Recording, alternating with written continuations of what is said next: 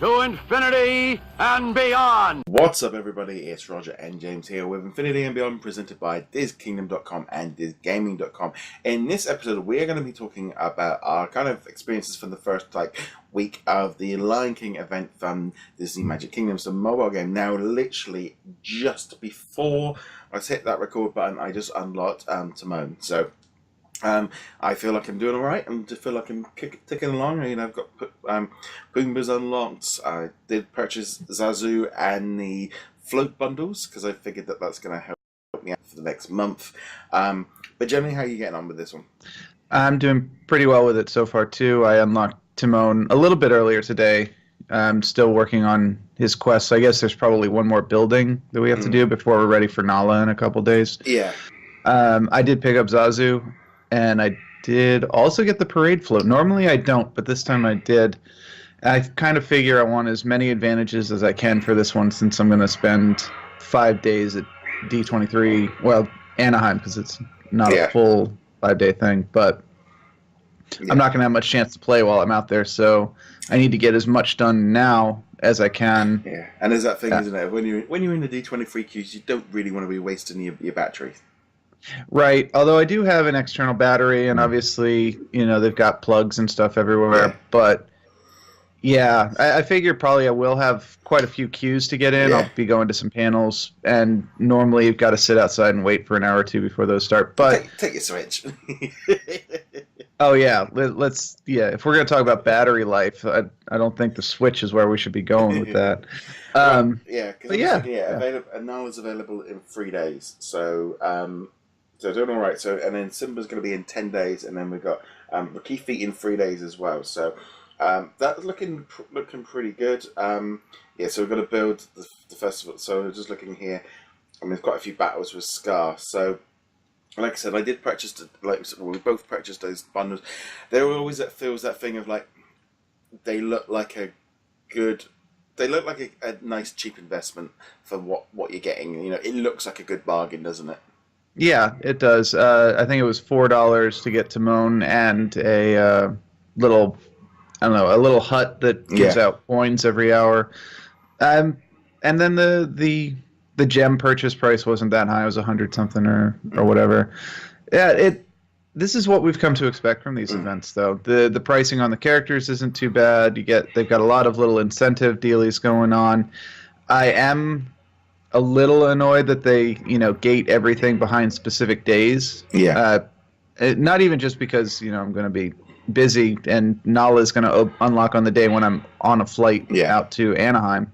And it's kind of frustrating because we remember it from the Beauty and the Beast, where there were a couple of days where you're just like, all right, I've got nothing to do, and then I've got to just mash everything out in the last 5 days. And it looks like it's going to be the same here, although there's a couple of 12-hour missions, 6-hour missions before we even get to build the Festival of the Lion King, which is the next building. Yeah. I mean, it's that thing, isn't it? Yeah. Just that rush at the end to try and get Scar is when the real pressure builds on, and almost that feeling of, do you use your gems? Do you start using gems to speed things up? Do you start just buy him? And, they'll be ridiculously priced. That's when... To be honest, for me, it's almost like the villain becomes almost like if I get him, that's a bonus. Everything else up to that point is what I'm trying to get. If I can get 80-90% of the stuff for the event, that is great to me. I would almost say kind of got disheartened with all the other previous events where I know the villain is almost impossible. Yeah, for this event in particular, I'm not going to really worry about getting Scar. My reach goal is going to be Simba, and it's going to really depend on, how hard is it to get Nala, how far can I get while still being at D23. I'm hoping to get Simba. I'm 99% certain I'm not going to be able to get Scar. But you know what Disney has been doing, or Gamesloft has been doing a good job of, throwing out those treasure chests every couple of months. And so if you really want to take a chance on it, play the RNG game, you'll be able to get Scar, Simba, probably 3 or 4 months. Just kind of giving a few tips to people that are playing the game, primarily focus on the event. Make sure you're doing all your event missions first. If there's an option for event missions, send your character off to get them, to get the Lion King tokens, because yeah, now I feel like I'm getting close to like 10,000 tokens. But those will quickly start coming down when I start doing leveling up or buying. It's better to have more in the bank, and then they will get transferred to gems if you have too many left over anyway. But Right. I am doing the thing of sending them all off there. The only difference is I'm literally trying to unlock Judy and Prince Philip or whoever at the same time. So sometimes I will send them off to do their longer missions to get those parts if there is nothing else available. But because I'm literally like this close to starting the Zootopia one, I know I can do it afterwards, so it's not like Right. I have to. It's but yeah, definitely focus on the events, focus on that, getting those things right, making sure you're getting those tokens. As far as leveling up, I always view it along the lines of you want to level up as least amount as possible. You don't want to be leveling up characters literally like now, like half of my characters have got little flashes next to them because they all want to be upgraded because they're all on like the level 9 to level 10 24 Right. hours. I was like, I've just unlocked Timon, so actually in some respect I probably can leave. I could do a 24-hour one, but if I need to level one of them up to level 2 or 3 to buy the Circle of Life to get that going, I don't want to be wasting my time making sure I'm locked out. So you've got to think, because all that other stuff can happen later. But then Right. yeah. Sorry, go ahead. And there's that thing as well of like, once the event's over, I'm going to be able to level up loads of characters, do loads of stuff and kind of carry on. But definitely focus. That's kind of would be the number one thing I would say about the event when you're playing this game is just purely focus on the event and almost forget about everything else. If you can get tokens for leveling up or doing stuff, that's great. But primarily focus on that. Right, and you do want to level up the event characters, though, because the event characters do need to be specific levels for some of these missions that you have to do to proceed. Yeah. So you do have to level them up, and I would agree with you, don't level up other people, with the one exception being if leveling up that character will get you access to missions that they can do to help this event. Like I've got Gaston from the Beauty and the Beast one. He has a mission at level 9, which... I don't know if it's got any tokens attached to it, but it does have the Lion King currency. And I have him at level 8 right now. I need a couple of tokens to get him to level 9. Like, as long as I can get him before the Nala part of this event starts, then I'll probably go ahead and upgrade him, and then I can at least take advantage of him. But that's a 16-hour upgrade from level 8 to 9. I've got it. I think Chip or Dale wants like to be a level 7 to do something, but mine is on like level 2. So it's like, just forget it. It's not going to be done. But also, I do like the way they've done the new mode where you can see what you're sending and who's busy, who's not. Yes. It has made life a lot easier. I'd like a few tweaks to that to be able to kind of jump in and, like if you did that and then it would... I'd love it if it could just jump back to that rather than having to keep going back to it. But I do like that. It's a lot easier to see who's doing what.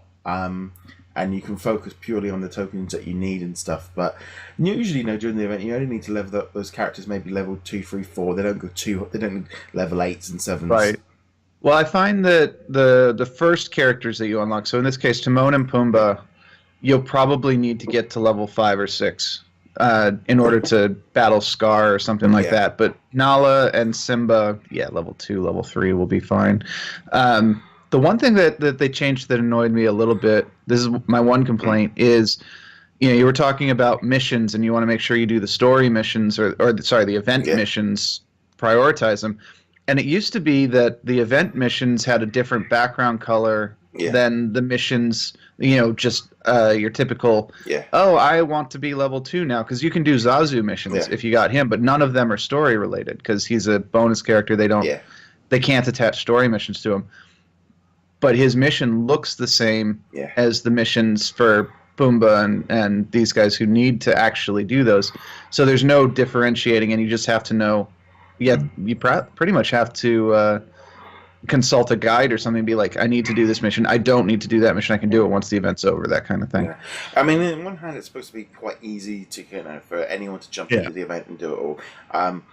But no, it definitely seems good. I think the one thing that with the events is like, I know there's that line between having like the Zootopia stuff that's in there that's just constant and having an event does tend to focus people down, does tend to give that urgency, has that kind of a feeling of that you're doing something and everybody's doing the same thing together.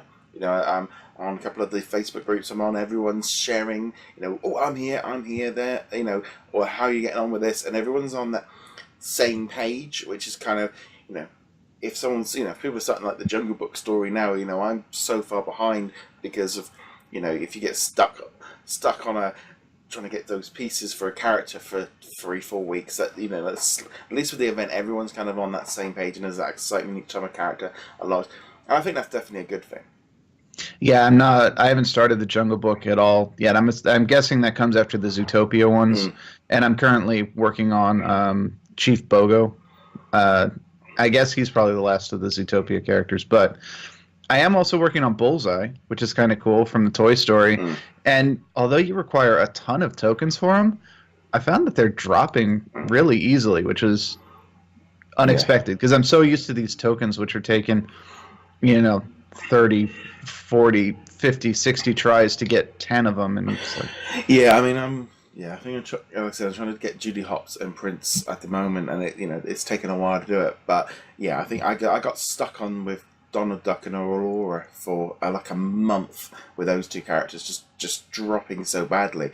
But yeah, so it's definitely good. It definitely feels like it's a good boost. I'm gonna be interested to see what happens with the event as a whole. But yeah, it seems to be a lot of fun. It always also shows me when they do these bundles with those characters of like how ridiculously priced you know, when the Maximus one comes up, or the Merryweather, or the or the Rex, or the Flash, and you're just like, no, it's not. If it was $2.99, I probably would have brought all of them at like $2.99 each. But you do it at $9.99, no, not I won't buy one. And then, and you would have. I probably would have brought 5. £3, but I wouldn't buy one. It's like, you know, that difference.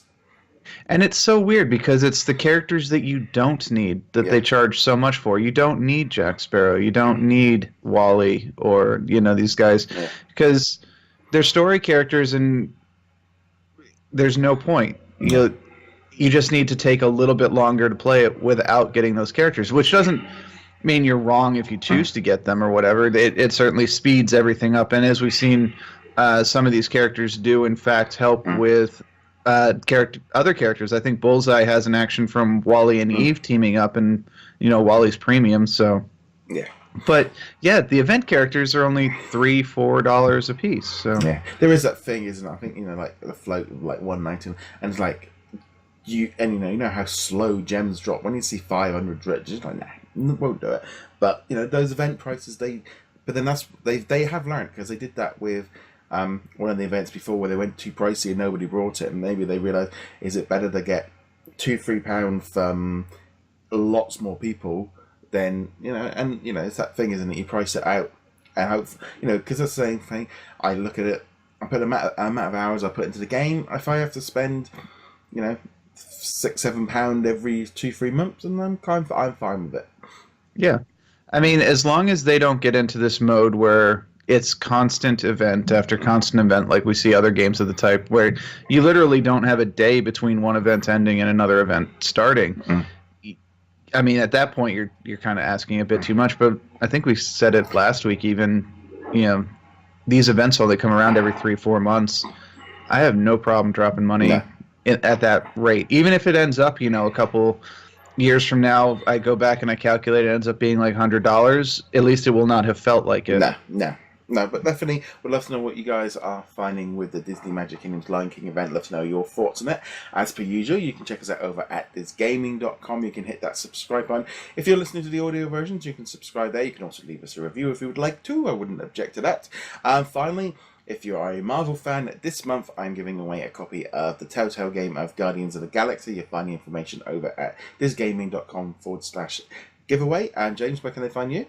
HeroicLegacy.com, and we'll get some new content up after D23. So. And on that note, guys, thank you very much for watching. See you guys soon. Later.